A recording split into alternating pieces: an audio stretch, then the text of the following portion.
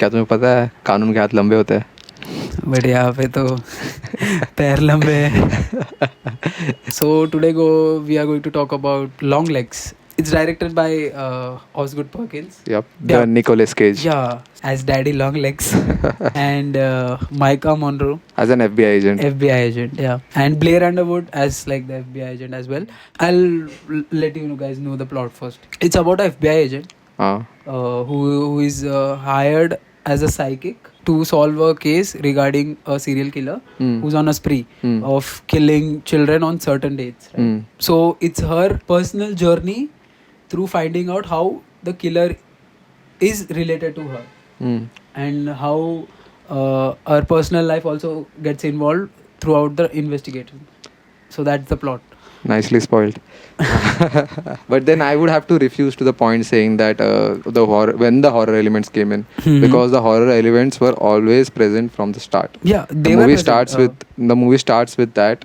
The title sequence has a bits of that, and there's a psychic element also. So the horror elements never came in; they were always present in the No, film. I'm saying When it started being completely about the horror thing. Yeah, Acha, yeah. you're saying. Yeah, they were like sprinklings of horror elements, right? But then when it shifted the whole plot to like explaining the horror part, like why is it happening, then it started to lose. It started off as a very tightly knit investigative thriller, but as soon as the horror elements came in, it started to like lose its plot, and it left quite a lot of loose ends, like reaching the climax. So that was the issue with the movie. Let's talk about the writing of the film. So I'll start with how my first impression was. So initially I thought this would be free make of Silence of the Lambs initially. Yeah. But the trailer was cut so well. Like I wouldn't dare to say that. You have seen this plot a lot of times. Yeah. Like it was there in The Black Phone as Black well. Phone, yeah. But Yeah, even when I look back- Barbarian and the Malignant. if I'm Malignant, not yep. wrong. Yeah, Malignant, yeah. Of these eerie kind of films who leave us very clueless, fear of unknown kind of films. So like this is the atmospheric horror films. Yeah. completely atmospheric horror films. This does a great job. Also, the way they conceal a lot of information from us from the start. So we only get bits of information, incomplete bits of information. So we are okay with that. But until the whole thing opens up and the revelations start, and then the movie turns out to be something else, and then it is delightful that way. End was a bit rushed, I feel too, but then it served the purpose, I feel. So what I felt was like the movie was always like it was treading the line of being very caricaturish and like being your quintessential horror. Like it was almost treading the line because the way Nicolas Cage's character like is shown, you are bound to laugh irrespective of like what the music is or what the setting is, because of the idiosyncratic nature of the character, right? So towards the end, I think they delved into the like the idiosyncratic part a lot, and so that it made it very caricaturish. By caricaturish, what do you mean? Like towards the end, like I'll give a small glimpse, like towards the end when he says "Hail Satan" and "Wings Stars," so that wasn't very necessary because that got me out of the experience like totally. Like it pushed me out of the like the experience I was like experiencing, right? Like which was a eerie atmospheric horror movie. I think his character was supposed to be that thing. It was supposed to be a jester, not like a jester character. Yeah, it was not it was not fitting in the film from the start only. The way he was reacting, very unpredictable way, that he acts exactly how he shouldn't be in every sequence, every time. Like he has a very limited screen time, and in every scene, if you remember, he doesn't align with the normal norms of the society. He does something very different. He doesn't. But then I'm totally talking about like the tone and like tonality and the writing. He disturbs the tone. Yeah. But everything is very mellow, everything is very silent, but then he comes and he makes the noise. But like the third act didn't feel delightful for me because it felt very rushed, and it could have done with like adding 20 minutes more and taking their time to like explore the themes or like explore like the backstory of the main character.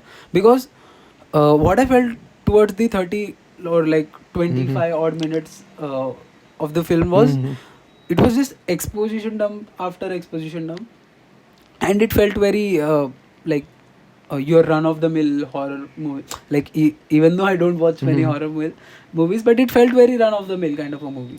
Like the way it was heading towards the climax. So that's the only reason, and that's the only issue, because until like till the 1 hour 20 minute part, it was 10 on 10 for me, because it was hitting every spot it was supposed to hit, because of the music, because of the cinematography, because of the acting.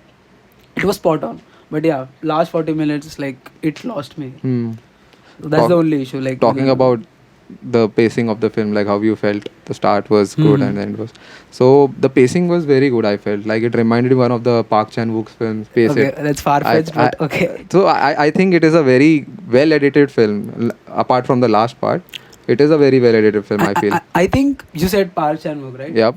I'd agree to the part, because Oz Perkins, he has a certain style. There's certain like luster to the movie. Like, you feel like you are in a different world. So that's the good part, because he has his style on point. Like, It is a little polished. yeah, it's very polished, and he might be an author. If I going too far, yeah, he's an author. Pacing wise and scene wise, it was done really well. Like Yeah. the scenes Okay. wherein there were very slow zooms towards Yeah. things and everything, not doing too much camera movement, and scenes were cut exactly. So this makes a difference between a boring film and a slow burn film. So the difference is only the execution. Execution. Yep. Yeah, and he did it really well in that. So I tend to get bored very easily when I see art films and everything. But in this film, even though it was being very slow, it was still very engaging to me. Like whatever was happening in the screen was enough to keep me glued to the screen, I felt. Like, what stood out for me in the movie was cinematography. The way they use the negative spaces in like, in the frame, like frames, so beautifully, like a certain art, right, to like doing the blank spaces, like framing those single shots or wide frames very well, right? They nail it in this, because every frame is such that there are two environments, like, towards the, so like when Lee Harker is like decoding that thing. There are two environments in the background. One is like her room, and the second is kitchen. Like, we see the kitchen, because we need that depth, because we know like someone is around the house and someone is going around and snooping around the house. So that was done brilliantly well, and also like related to the cinematography, the lighting. They did it so good, and I think like, so far this could be easily the well lit, or like cinematography mein this should be Calm down. There are more films to come. No, I'm genuinely impressed, because it was good actually. yeah, So the use of lights and the way it is set in 80s or like 90s, right? The lighting was impeccable. Like, I love the frames. So every frame it was like, lighting was very moody, Yeah. This one scene wherein there's a smoke behind her head.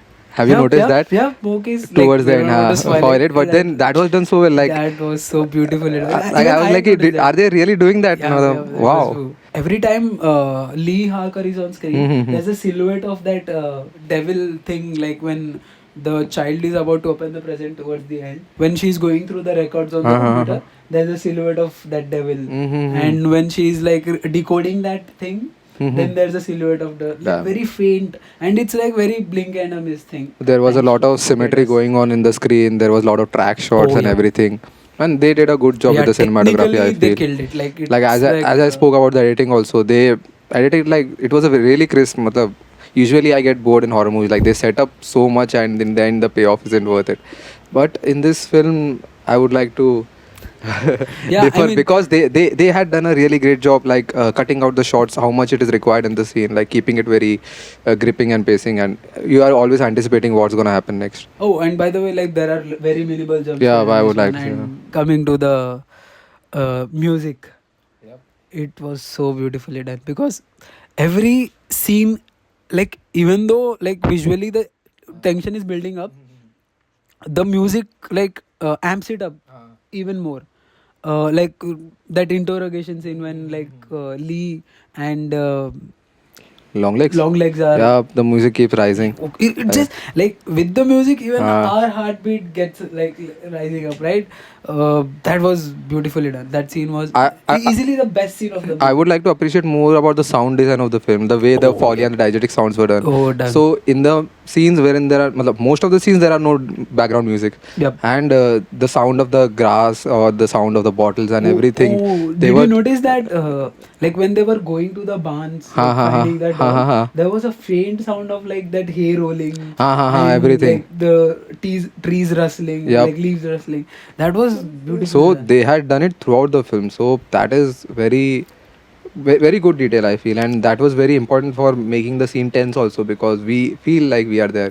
So that makes a very impressive, what makes a very immersive experience for because the film. it's selling itself as a atmospheric horror Yep. movie. And like we need to talk about the marketing as well, like the way they marketed it was like brilliant, because they dropped a teaser like Without title. any, Then Nick Cage, obviously, man, Nick Cage is Nick Cage. Hmm. He kills it. There's no two ways about it. Like he killed it. He killed it with the characterization and everything. Like whatever the brief that was given to him, he nailed like, it. 110%. Yup. He did that 110%. Because that scene, do you remember that scene? Like when he goes to Shopping mall. buy something and then goes goes back in the car and scream. Ah, Even the scream like amps up slowly, yep. right? And then that's a match cut to the That scene. was Yep. so crazy. That was so crazy because we just want to end the. Ah, We just want it to end, right? Because it gets Getting louder, uncomfortable for the audience as well. But it's louder, and louder. mm-hmm. That was a